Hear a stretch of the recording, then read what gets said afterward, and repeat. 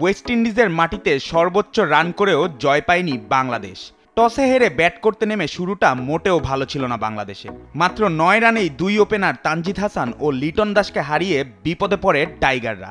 এরপর দলকে টেনে তোলেন অধিনায়ক মেহেদী হাসান মিরাজ ও সৌম্য সরকার। 136 রানের জুটিতে 50 তুলে নেন দুজনেই। সৌম্য করেন 73 এবং মিরাজ 77। তাদের বিদায়ের পর আবারও ধস নামে টাইগারদের ব্যাটিংয়ে। 26 রানের ব্যবধানে ফিরে যান আসিফ হোসেনও। এরপরেই শুরু হয় মাহমুদুল্লাহ ও জাকের আলী অনিকের মহাকাব্যিক লড়াই। মাহমুদুল্লাহ রিয়াদ করেন 84 এবং জাকের আলী অনিক করেন 62।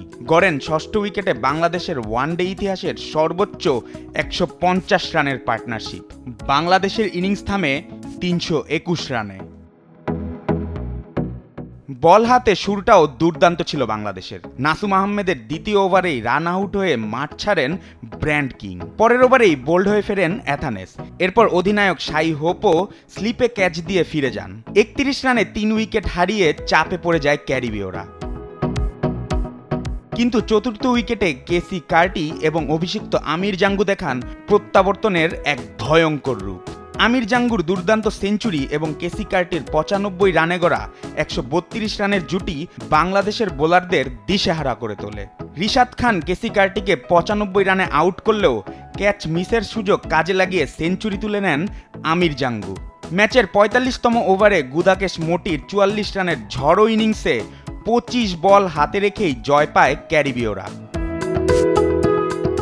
এই হারে 10 বছর পর ওয়েস্ট ইন্ডিজে ধবলধোলাই হলো বাংলাদেশ। সর্বশেষ 2014 সালে মুশফিকুর রহিমের নেতৃত্বে 3-0 ব্যবধানে সিরিজ হেরেছিল বাংলাদেশ। 3 ম্যাচের সিরিজে 3-0 ব্যবধানে হার বাংলাদেশের জন্য বড় ধাক্কা। দলের ব্যাটিংয়ে কিছুটা উন্নতি করলেও বোলিংয়ে ধার ছিল না টাইগারদের। নতুন বছরে টাইগারদের জন্য চ্যালেঞ্জ থাকবে দলের বোলিং বিভাগকে শক্তিশালী করা এবং ধারাবাহিক পারফরম্যান্স বজায় রাখা। জুবায়ের নূর, স্পোর্টস ডেস্ক, দেশ টিভি।